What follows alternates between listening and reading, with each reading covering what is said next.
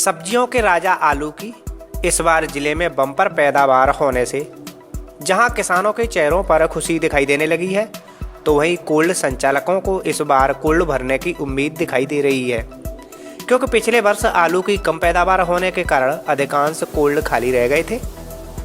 इसलिए कोल्ड का खर्च निकालने तक मुश्किल हो गया था। कोल्ड स्टोर संचालकों ने अभी से किसानों से संपर्क करना शुरू कर दिया है। जब इस संबंध में डीएचओ फिरोजाबाद विनय यादव से बात की गई तो उन्होंने बताया कि इस समय जिले में 167 कोल्ड स्टोर हैं, जिनमें 150 ही चालू है यानी कि एक्टिव है। 150 कोल्ड स्टोर की भंडारण क्षमता 14 लाख मीट्रिक टन है, लेकिन पिछले वर्ष 60% ही भंडारण हो सका था। लेकिन आलू की पैदावार को देखते हुए इस बार 90% कोल्ड भरने के चांस हैं। महेश बाबू। अच्छा, इस वर्ष आलू की पैदावार कैसी है? 5 साल की अपेक्षा इन साल कुछ थोड़ा सा इम्प्रूव है। पिछले साल कम लग रहा था, इन साल जो है थोड़ा अच्छा लग रहा है। इस समय कोल्ड की स्थिति क्या है, भर जाएंगे इस वर्ष? कोल्ड की स्थिति पूरे तो नहीं खैर भर पाएंगे, लेकिन अंदाज यह 75-80% हो सकते हैं। आलू का वाजिब दाम मिला है क्या? अभी तो नहीं मिल रहा है, पहले मिला है। हाँ, इससे पहले जो है पुराने सीजन के तो इसमें तो सही मिल गया था। सरकार को क्या सुझाव देना चाहिए? सरकार को सुझाव देना है किसानों को थोड़ी बहुत तो सुविधा मिले, क्योंकि अभी तो सबसे बड़ी समस्या ये है कि डीजल जो है महंगा हो गया है, तो भाड़ा भी बढ़ेगा। आलू यहाँ सस्ता है, तो आलू सस्ता है तो हमारे जो है फिर इनको वाजिब दाम कहाँ से मिल पाएंगे? भाई भाड़ा सस्ता होगा, आलू तेज़ होगा, तभी तो इसको 2 पैसे मिल पाएंगे। किसान को पहले तो सुविधाएं ये थोड़ी सी ट्रांसपोर्ट की, अब ट्रक वाले हैं, अब ट्रक वाले क्या करेंगे? उनको यहाँ से बम्बई अगर गाड़ी भेजते हैं तो उनका खर्चा इतना आता है, कुछ तो ट्रक्स कुछ डीजल में इतना आ जाता है खर्चा, जिस वजह से किसानों को ज़्यादा प्रॉफिट नहीं मिल पाती है। तो कुछ मतलब ट्रांसपोर्ट में कुछ वैसे सुविधा मिले तब तो कुछ आगे सुविधा मिल सकती है किसानों को। वैसे तो फिरोजाबाद जिला आलू उत्पादक का हब बन गया है। जिले में फिरोजाबाद ही नहीं बल्कि अन्य प्रांतों से आलू की खरीदारी करने के लिए व्यापारी आते हैं। बीते वर्ष आलू का भाव सब्जी मंडी में 50 रुपये प्रति किलो तक पहुंच गया था। इसलिए लोग आलू खरीदने में मजबूर दिखाई दिए, क्योंकि बाहर से व्यापारी आए और सीधे कोल्ड स्टोर से आलू खरीद कर ले गए थे। यही कारण रहा कि आलू का पर्याप्त भंडारण होने के बाद भी आलू की दरें बढ़ती चली गईं। पिछले वर्ष दरों में हुई बढ़ोतरी का परिणाम रहा कि इस बार जिले में 48 से 50 हजार हेक्टेयर में बोई जाने वाली आलू की फसल का एरिया इस बार 55,000 हेक्टेयर तक पहुंच गया है। आलू उत्पादक किसानों की माने तो इस बार आलू की फसल के लिए मौसम अनुकूल रहा है। इस कारण आलू का उत्पादन काफ़ी अच्छा है। आलू की पैदावार हाइब्रिड जो आलू हैं इंशाल्लाह उनके प्रोडक्शन कुछ सही सलामत निकलेंगे, और जो 37-97 जो ब्रांडेड आलू हैं जो आपके, उनकी पैदावार मिनिमम रहेगी। छोटा साइज निकल रहा है, मौसम गर्म होने की वजह से थोड़ा, तो उसमें थोड़ा कम पैदावार की संभावना है, मतलब निकल ही कम रहा है। भाव क्या है? भाव इस समय 300-400 रुपये के बीच में चल रहा है सर। घाटा है या फायदा है? सर घाटे का ही है सर, सीधा घाटा ही है। किसानों को क्या 1500 से 2000 रुपये का बीज पड़ा है, खाद भी महंगा है, दवा भी महंगा पड़ा है, और अभी देखिए आप भाव 300-400 रुपये में का है। बारदाना का भी रेट बढ़ गया है, अब कोल्ड का भी भाड़ा बढ़ेगा। जो भी है किसान पे ही मार है पूरी तरीके से। जो भी है डीजल पेट्रोल के दाम बढ़े, डीजल पेट्रोल के दाम बढ़े, वो भी किसान पे ही जाना है कहीं ना कहीं से होके, किसान के ऊपर ही भेजना है सब। केंद्र सरकार ने 3 कृषि कानून बनाए हैं, आप कितना समर्थन करते हैं और क्या जानकारी है? केंद्र सरकार ने जो कानून बनाए हैं सर, वो बिल्कुल तरीक़ा से निराधार हैं और किसान हित में नहीं है, और किसानों के बारे में केंद्र सरकार सोचती नहीं है, केवल हिंदू मुसलमान के मुद्दों पर ही काम करती है, किसानों के लिए कुछ नहीं। कानूनों के बारे में कितनी जानकारी है? कृषि कानूनों के बारे में सर जानकारी ये है कि जो कानून जो लागू किया है किसानों के लिए, उसमें कॉन्ट्रैक्ट फार्मिंग जैसे रखा है उन्होंने। कॉन्ट्रैक्ट फार्मिंग है तो उसने किसानों के जैसे लिया और बाद में उन्होंने नहीं लिया तो उनके लिए कोई वो नहीं रखे, एमएसपी रखा नहीं है, जिसकी वजह से किसानों को एक मिनिमम मतलब वो सपोर्ट हो के इससे रेट से नीचे नहीं बिकेगा। अब उसमें कॉन्ट्रैक्ट फार्मिंग का जिसका इच्छा वो लेगा, नहीं लेगा तो नहीं लेगा, तो किसान तो घाटे में। कृषि कानूनों की कॉपी है या आपने सुन के बताया है? नहीं सर, मैं किसान यूनियन का अध्यक्ष हूँ, ब्लॉक अध्यक्ष हूँ, और वैसे भी सर मैं पढ़ा लिखा आदमी ऐसा नहीं है, किसान भी हूँ और जनता भी सब कुछ ऐसे कुछ। लेकिन कुछ किसानों का कहना है कि इस बार भी आलू की पैदावार पिछले वर्ष जैसी ही है। आलू की बम्पर पैदावार से कोल्ड स्टोर संचालकों को उम्मीद है कि उनको इस बार कोल्ड स्टोर भरने में कोई दिक्कत नहीं होगी। आलू इस वर्ष करीब करीब पिछली साल की अपेक्षा 10% ज़्यादा बुवाई हुई है, परंतु जिस तरह से आलू का पौधा निकला था, जैसी ग्रोथ थी, उसकी अंदाजा लगा रहे थे कि आलू की होन उसमें ज़्यादा होगी। तो क्षेत्रों से खबर आ रही है कि हाइब्रिड जो आलू है क्वालिटी का, उसमें तो पैदावार 50 और 60 कट्टे की बीए की निकल रही है। परंतु जो 37-93 आलू है, जो हमारे क्षेत्र में अधिकतम ज़्यादा 80% वो पैदा होता है, उस जो अक्सर मतलब जो है 2 हिस्से का उसमें छट्टा निकलता था और 1 हिस्से का किरकी गुल्ला निकलता था। परंतु जिन किसानों ने खुदाई लगाई है उसमें मामला उल्टा नज़र आ रहा है, 1 हिस्से का मोटा और 2 हिस्से का कुल्ला निकल रहा है। इसलिए 37 पैदावार पिछली साल की अपेक्षा कम होगी। लोगों को भ्रम है कि हमारे कुल बड़े आराम से भर जाएंगे और आलू बाहर रह जाएगा, ऐसी कोई बात नहीं है। जितनी ईल्ड पिछली साल थी उतनी इस वर्ष होगी, इससे ज़्यादा नहीं होगी। कारण ये था पिछले साल तेज़ी था, लोगों के दिमाग में तेज़ी का था, तो यहाँ से आलू ट्रकों से बाहर लोडिंग हो गई थी। इस साल मध्य का दौर है, इसलिए बाहर लोड नहीं माल किसान नहीं करेगा, क्योंकि रेट मोर देन 400 रुपये पैकेट खेत पर चल रहा है। इस स्थिति में किसान अपना आलू कोल्ड स्टोर में स्टोर करेगा। तो मैं समझता हूँ कोल्ड स्टोर जो पिछले साल जिनके 50% थे उनके 75 हो जाएंगे, जिनके 70 थे उनके 80 हो जाएंगे, जिनके 75% थे वो कोल्ड भर जाएंगे।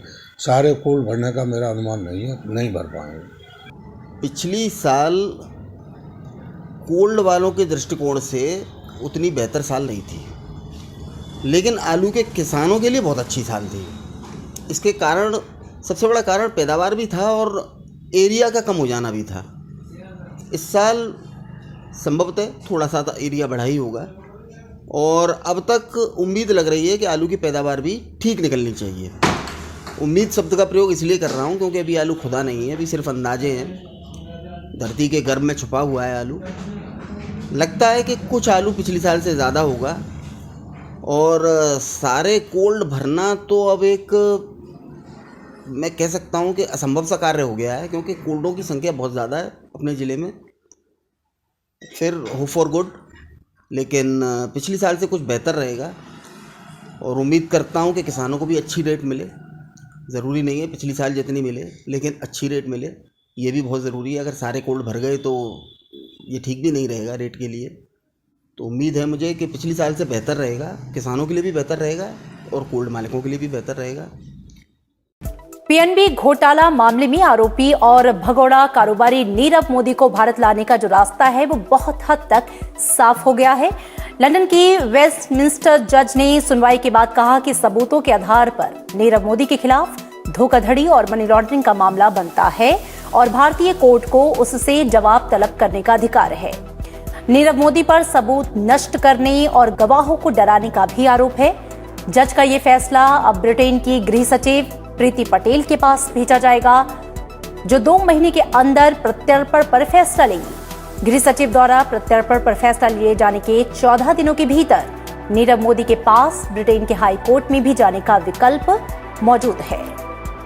नीरव मोदी को ब्रिटेन की स्कॉटलैंड यार्ड पुलिस ने 19 मार्च 2019 को लंदन से गिरफ्तार किया था, जिसके बाद से वो साउथ वेस्ट लंदन की वेट्सवर्थ जेल में कैद है।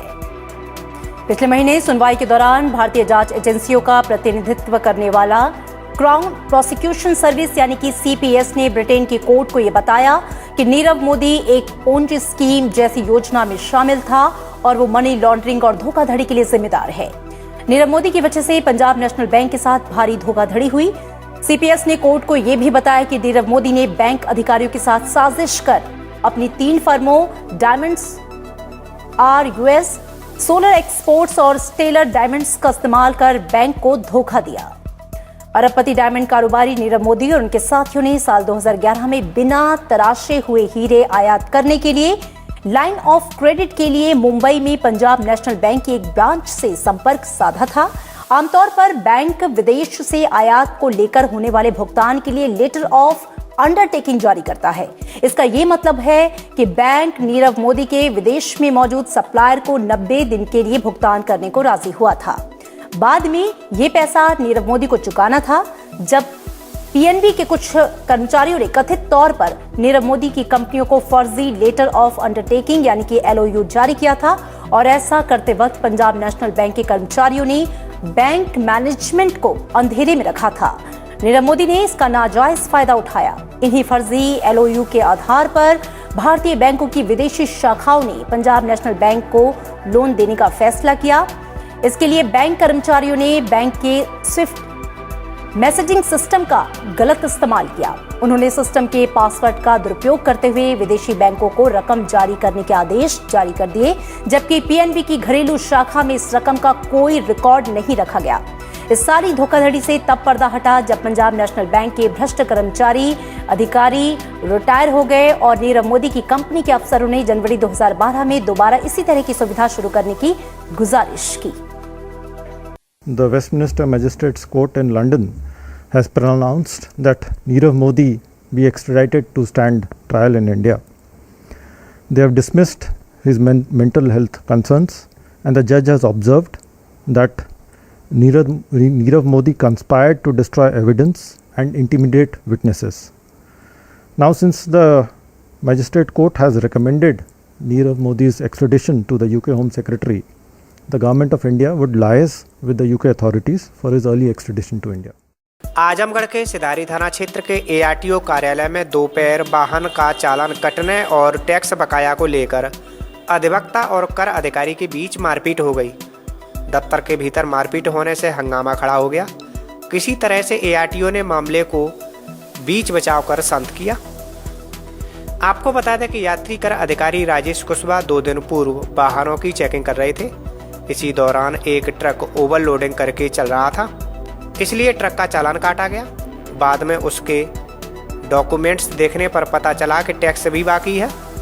विभाग अभी टैक्स की वसूली के लिए आगे की कार्रवाई कर ही रहा था कि गुरुवार को ट्रक मालिक अपने एक अधिवक्ता को लेकर यात्री कर अधिकारी के काउंटर पर पहुंचे। अधिकारी उस समय कुर्सी पर नहीं थे, बल्कि किसी काम से ARTO के ऑफिस में थे। अधिवक्ता के साथ ट्रक मालिक वहीं पहुंचा और बगैर भुगतान कराए ही फाइल को कोर्ट में भेजने की जिद करने लगा। इस बात को लेकर यात्री कर अधिकारी और अधिवक्ता के बीच नोकझोंक होने लगी। कुछ अन्य लोग भी मौके पर पहुंच गए और उनका कॉलर पकड़कर गाली देते हुए बाहर खींचने लगे। घटना के समय मौजूद ARTO प्रशासन ने किसी तरह से बीच बचाव किया, साथ ही पुलिस को सूचना दी। उधर पुलिस की बात सुनते ही आरोपी पक्ष के लोग फरार हो गए। मामला संज्ञान में आने पर ARTO विभाग के सभी लोगों ने कामकाज ठप कर दिया और आरोपियों की गिरफ्तारी के बाद ही काम करने की जिद पर अड़ गए। कामकाज ठप होने से लोगों को मायूस घर लौटना पड़ा। आज हमारे चैम्बर में 12-12:15 बजे यात्री कर अधिकारी श्री राजेश सिंह कुशवाहा जी आके बैठे। मैं अपने अन्य काम निपटा रहा था। फिर वो DBA के यहाँ मतलब कुछ फाइलों को अप्रूव करने के लिए देने के लिए गया। उसके बाद मैं आया तो अपने चैम्बर में एक वकील साहब जो अपने वकील वस्त्र में थे, तो मैं उनसे वो पूछा भी कि हाँ वकील साहब कैसे आए हैं, तो कहे कि कुछ PTO साहब से काम है। फिर मैं अपना मतलब वो कुछ आगे कार्य करने लगा। तब तक वो हमारे यात्री कर अधिकारी से वार्तालाप के ही दौरान मतलब उलझते चले गए या फिर मतलब हाथापाई करने लगे। मैं उनको दोनों लोगों को अलग करके फिर बाहर कर दिया है। फिर वो वकील साहब गए मतलब बाहर से और कुछ अन्य लोगों के साथ भी आके फिर मारपीट करने लगे हमारे यात्री कर अधिकारी से। यही आज का क्यों, क्या कारण रहा होगा नहीं, मारपीट का कारण तो यात्री कर अधिकारी बताएंगे, क्योंकि हमें अपना मतलब क्योंकि हमारे ऑडिट का पैरा था, उस गंभीर मैटर रहता, उसमें मैं थोड़ा सा था, पूरा मैटर मैं समझ नहीं पाया। तब तक ये लोग मतलब मारपीट करने को होने लगा, मतलब वो हाथापाई, तो मैं बीच बचाव के लिए किया था और वो कर रहा था। तब तक मतलब ज़्यादा भीड़ थी, फिर वो किया गया, कार्यालय काम रुक गया हमारे सब। इटावा में कानूनी व्यवस्था को असलाधारी अपराधियों ने उस समय चुनौती दे डाली जब बाइक पर सवार होकर घर जा रहे समाजवादी पार्टी के पूर्व सभासद विमल वर्मा के भाई मोनू वर्मा को आधा दर्जन से अधिक बदमाशों ने गोलियों से भून दिया। आपको बता दें कि मृतक मोनू वर्मा के भाई पूर्व सभासद विमल वर्मा ने बताया कि उनका भाई सभासदी के आगामी चुनाव को लेकर तैयारी कर रहा था, जिसको लेकर कुछ राजनीतिक लोग रंजिश मान रहे थे। इसलिए चुनावी रंजिश को मानते हुए उनके भाई को घर आते समय गोली मारकर मौत के घाट उतार दिया गया। उन्होंने बताया कि हमलावर बाइकों पर सवार होकर आए थे और उनके घर से कुछ ही दूरी पर घटना को अंजाम देकर फरार हो गए। मौके पर पहुंचे एसपी सिटी प्रशांत कुमार ने बताया कि थाना कोतवाली पुलिस को जानकारी मिली कि उनके क्षेत्र में मोनू वर्मा नामक एक व्यक्ति की गोली मारकर हत्या कर दी गई है। परिजनों के द्वारा तहरीर मिलने पर आरोपियों के खिलाफ कार्रवाई की जाएगी। उन्होंने बताया कि स्थानीय लोगों के मुताबिक हमलावर आधा दर्जन से अधिक थे। जांच के दौरान जिसके भी नाम सामने आएंगे सभी के खिलाफ कार्रवाई की जाएगी। लग क्या रहे उनकी वाइफ चिल्ला रही हैं, बता रही हैं कि बेडू चौधरी और अमन चौधरी और उनके साथ में 2-3 लड़के थे। उन्हीं लोगों ने ये यहाँ घेर घार के मार दी। मकान उनका आ रहे थे घर पे। ये है और क्या रंजिश थी? रंजिश पुरानी चल रही है, मतलब चुनाव को लेके चल रही है। मतलब वो तैयारी करता है चुनाव की, हम लोग भी चुनाव में थे। किसी बात को लेके आपस में मनमुटाव चल रहा काफ़ी 5 सालों से। लड़ाई झगड़ा भी हो चुका है 2-3 बार। किस बात का चुनाव था? कौन सी चुनाव की रंजिश है? सवा सदी के चुनाव की। क्या करते थे ये आपके भाई जिनकी हत्या हुई है? जी पापा के साथ कंपनी में रहते थे। क्या नाम है इनका? मोनू वर्मा। कितने बच्चे, कितने परिवार में? 3 बच्चे हैं इनके। अच्छा। 2 लड़के 1 लड़की। कितनी उम्र होगी इनकी? है 34 साल उम्र। थाना कोतवाली क्षेत्र में 112 नंबर पर एक सूचना प्राप्त हुई थी कि मोनू वर्मा नाम के व्यक्ति को कुछ लोगों ने गोली मार दी है और मौके पर यहाँ पर फोर्स और क्षेत्राधिकारी भी आए हुए हैं। उनके मौके पर मृत्यु हो गई है। इस संबंध में जो घर वाले जो भी उनके तहरीर देंगे उसके आधार पर हम कार्रवाई करेंगे। मौके पे आने के बाद क्या पता चल पा रहा है इस बाबत? मौके पर आने के बाद जो घर वाले हैं एक व्यक्ति के ऊपर संदेह वो जाहिर कर रहे हैं। उस व्यक्ति के खिलाफ कार्रवाई की जाएगी और निश्चित रूप से गिरफ्तारी की जाएगी। मृतक के भाई का ऐसा कहना है कि चुनावी रंजिश चली आ रही है पहले की, कोई जानकारी इस बारे में? इस संबंध में जांच की जाएगी और जो भी तथ्य प्रकाश में आएंगे उसके विरुद्ध कार्रवाई की जाएगी। मिशन 2022 की तैयारियों को लेकर उत्तर प्रदेश के सभी राजनीतिक दल चुनावी मैदान में उतर चुके हैं। इस बीच समाजवादी पार्टी के राष्ट्रीय अध्यक्ष और पूर्व मुख्यमंत्री अखिलेश यादव ने जौनपुर में कदम रखा। उन्होंने कहा कि उत्तर प्रदेश की जनता एक बार फिर से राज्य को विकास के पथ पर ले जाएगी और सपा की सरकार बनेगी। इस दौरान सपा प्रमुख ने पुलिस अभिरक्षा में मरे पुजारी यादव के परिजनों से भी मुलाकात की। टोपी के लाल रंग पर जवाब देते हुए पूर्व सीएम अखिलेश यादव ने मुख्यमंत्री योगी आदित्यनाथ पर जमकर निशाना साधा। उन्होंने कहा कि मुख्यमंत्री योगी आदित्यनाथ शायद भूल गए हैं कि लाल रंग क्रांति का रंग है, ये हमारे और आपके खून का रंग है। उन्होंने कहा कि मुख्यमंत्री पता नहीं क्यों लाल रंग से इतना चिढ़ते हैं, शायद बचपन में उन्होंने लाल मिर्च खा ली होगी। सपा प्रमुख ने आगे कहा कि यूपी के भीतर कानून व्यवस्था पूरी तरह से ध्वस्त और चौपट हो चुकी है। आए दिन लूट, हत्या, चोरी, डकैती जैसे मामले सामने आ रहे हैं। उन्होंने कहा कि प्रदेश की राजधानी लखनऊ भी अब सुरक्षित नहीं है। इतना ही नहीं, प्रदेश में फर्जी एनकाउंटर की भी भरमार लगी पड़ी है। पूरे भारत में कस्टोडियल डेथ के मामले यूपी में सबसे ज़्यादा है। ये लोग पुलिस के नाम पर सरकार चलाना चाहते हैं, लेकिन ऐसा नहीं होगा। गुजरात में मोटेरा स्टेडियम का नाम बदलने पर भी अखिलेश यादव ने पीएम मोदी पर तंज कसा। उन्होंने कहा कि जिन्हें खेलना नहीं आता वह सिर्फ नाम बदल सकते हैं। ये मुख्यमंत्री जी जानते हैं कि सड़क पे बहस नहीं कर सकते हैं। वो जानते हैं कि जौनपुर में मेडिकल कॉलेज बन रहा है, अगर यहाँ के सवाल पर कोई जवाब मांगा जाएगा तो सरकार के पास कोई जवाब नहीं है। मैं आपसे कहता हूँ, बीजेपी वाले बताएं कि जौनपुर का मेडिकल कॉलेज 4 साल से अधूरा क्यों पड़ा है। यहाँ पर जो एम्बुलेंसें चल रही थी 108, 102, उसको पर्याप्त डीजल पेट्रोल का इंतजाम क्यों नहीं कर पा रही सरकार। 100 नंबर की जो थी वो 112 कर दी मुख्यमंत्री जी ने। 100 नंबर 112 कर दिया।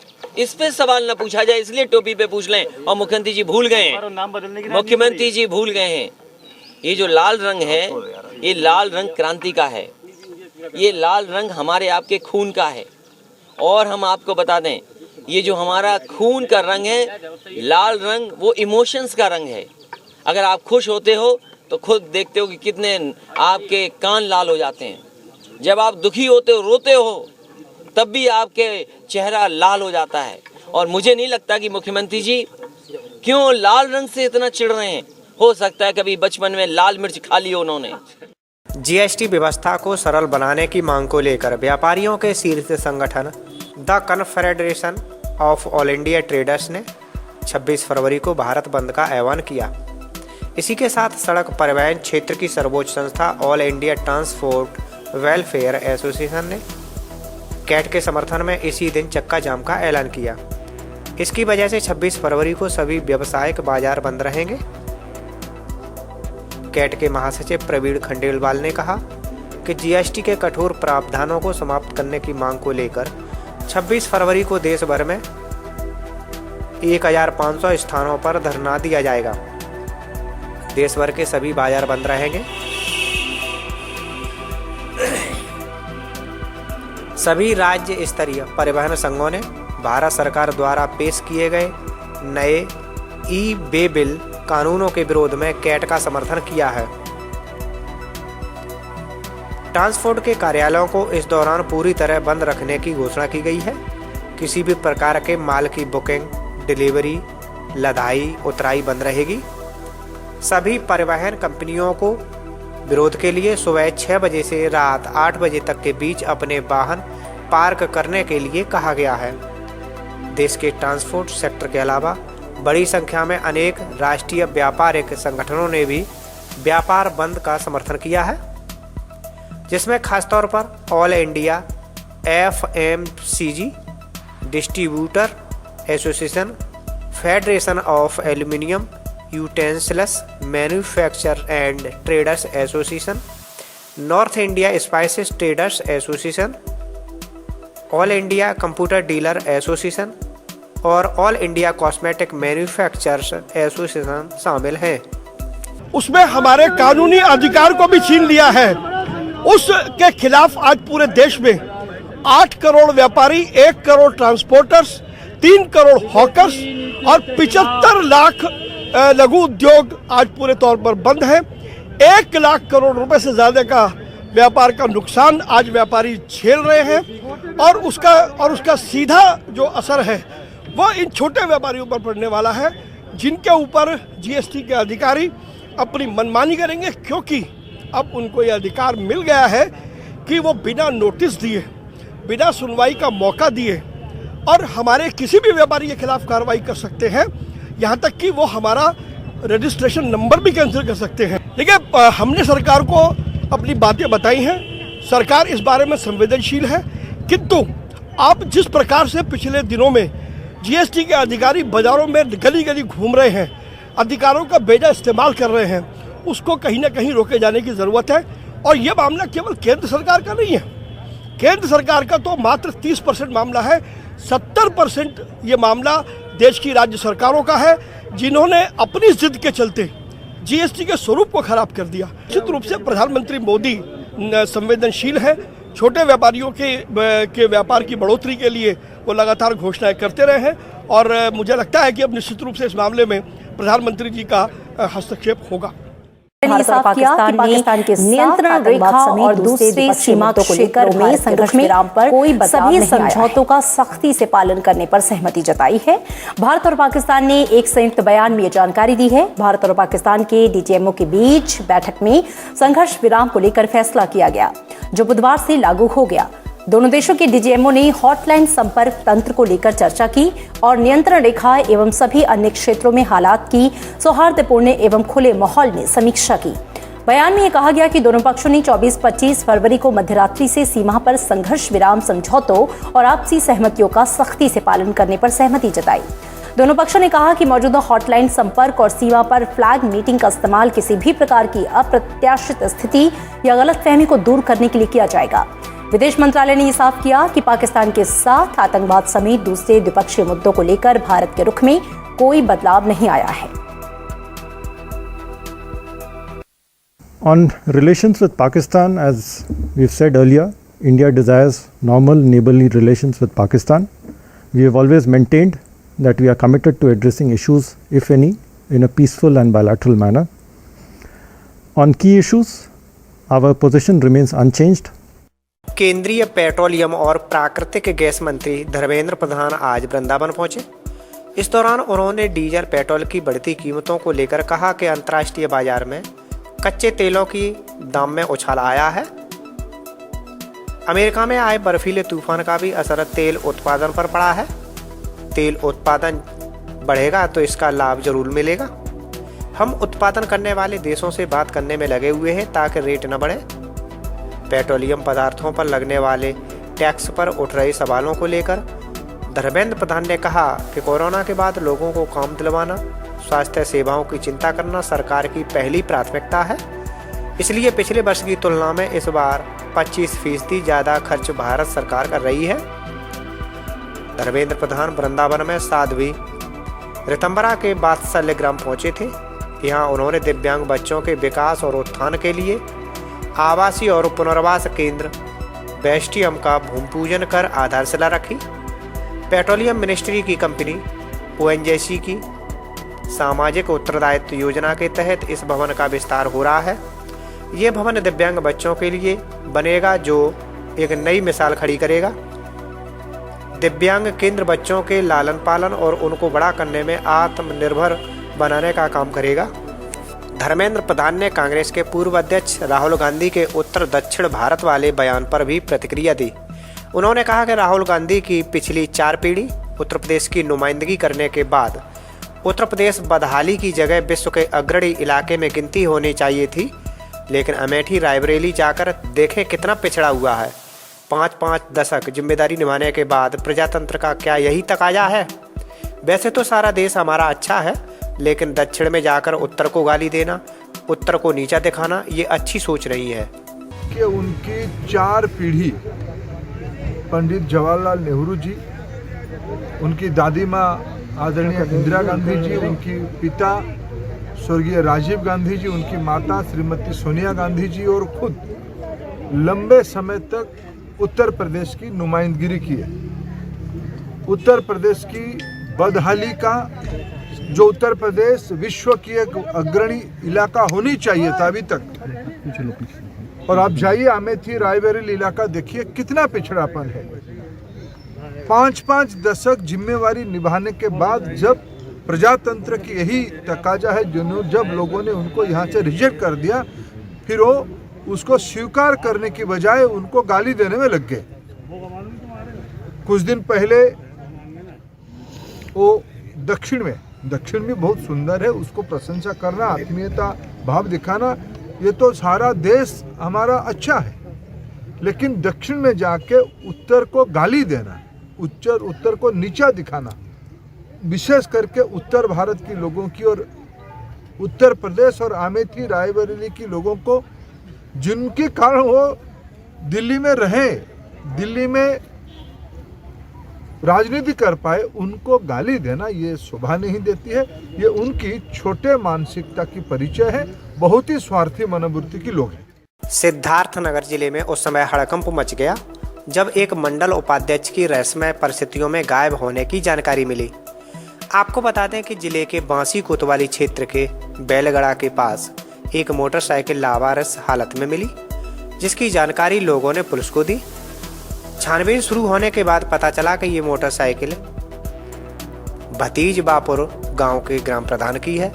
शाम को बीजेपी का कार्यकर्ता दिलीप चौरसिया राम जन्मभूमि निर्माण निधि का चंदे का करीब 50,000 रुपया लेकर तिलौली में देने जा रहा था। बीजेपी नेता के गायब होने की जानकारी होने पर पुलिस के हाथ पैर फूल गए। आनन फानन में पुलिस अधीक्षक राम अभिलाष त्रिपाठी और आईजी मौके पर पहुंचे। बीजेपी के स्थानीय नेता किसी अनहोनी का अंदेशा जता रहे हैं। मौके पर बीजेपी नेता का पर्स, बेल्ट और मोबाइल बरामद हुआ है। फिलहाल पुलिस पूरी जानकारी जुटाने में लगी हुई है। हमारे ही कार्यकारिणी के मेंबर थे, वो कल शाम को 5 बजे मिठवल से 50 और 55,000 रुपये के बीच में नियर अबाउट रहा होगा मंदिर निर्माण के लिए समर्पण का। वही ला करके तिलौली में जमा उनको करना था, वही लेके निकले थे और वो तिलौली तक पहुँचे नहीं। शाम को ये घटना हो गई। घटना में उनके साथ क्या हुआ अभी तो ऊपर ईश्वर जाने, लेकिन मौके पर मोबाइल, पर्स, चाबी, बेल्ट कई टुकड़ों में उनका बरामद हुआ और उनका सुराग लग गया। जनपद सिद्धार्थनगर थाना बासी क्षेत्र अंतर्गत दिलीप त्रिवेदी जी भाजपा के कार्यकर्ता हैं, परिजनों ने सूचना दिया कि कल शाम 4:30 बजे घर से निकल गए हैं, लापता हैं, अभी तक वापस नहीं आए हैं। सूचना मिलते ही तत्काल परिजनों के साथ तलाश जारी है। जहां जहां परिजन बता रहे हैं वहां वहां कई टीमें बना करके साथ में तलाश जारी की। शनिवार 27 फरवरी को होने वाले माघ पूर्णिमा स्नान को लेकर मेला पुलिस ने ट्रैफिक प्लान जारी कर दिया है। दिल्ली से आने वाले वाहनों को वाया लक्सर से हरिद्वार लाया जाएगा। वहीं शुक्रवार दोपहर 12 बजे से हाईवे पर बाहरी वाहनों की नो एंट्री कर दी गई है। ये प्रतिबंध रविवार रात 8 बजे तक लागू रहेगा। आवश्यक सेवाओं वाले वाहनों पर प्रतिबंध लागू नहीं होगा। आईजी मेला संजय गुंजाइल ने बताया कि 27 फरवरी को होने वाले स्नान के लिए दिल्ली, मेरठ, मुजफ्फरनगर, मंगलौर से लक्सर होते हुए जगजीतपुर, लक्षद्वीप, बैरागी कैंप से और सहारनपुर, भगवानपुर, बुहाना, झबरेड़ा से आने वाले वाहनों को भी मंगलौर से लक्सर, जगजीतपुर होते हुए चमगादड़ टापू पार्क में भेजा जाएगा।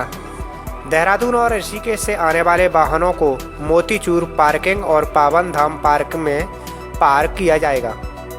वहीं से मूर्ति तिराई से लेकर अपर रोड पर भीम घोड़ा बैरियर तक सभी प्रकार के वाहनों का प्रवेश प्रतिबंधित रहेगा। गंगा सभा और स्थानीय व्यापारी, इस क्षेत्र में रहने वाले नागरिक और इस क्षेत्र में कार्य करने वाले व्यक्तियों के दोपहिया वाहनों को प्रतिबंध से मुक्त रखा गया है। सभी राज्यों की रोडवेज बसें स्थानीय रोडवेज बस स्टैंड और ऋषिकुल बस स्टैंड पर खड़ी होंगी। कुंभ वर्ष में माघ पूर्णिमा के स्नान का धार्मिक महत्व है और जिस प्रकार से इसका योग बन रहा है और जो मुहूर्त बन रहा है वो आज शाम से ही भीड़ स्टार्ट हो जाएगी। इसलिए आज ड्यूटी थोड़ा जल्दी लगाई गई है और इसमें बाहर से भी पुलिस बल आया हुआ है और इसमें विशेषकर जो हमारे पैरामिलिट्री फोर्सेज है उनका भी विशेष योगदान है। उनके द्वारा बहुत अच्छी ड्यूटी की जा रही है और आज हम लोगों ने जो जिलाधिकारी हरिद्वार की तरफ से SOP जारी किया गया है उनका भी अनुपालन कराते हुए क्राउड मैनेजमेंट के लिहाज से हम लोग जिस तरह से बाकी हम लोग ने अभी तक सफलतापूर्वक स्नान पर्व कराए हैं इसको भी कराएंगे।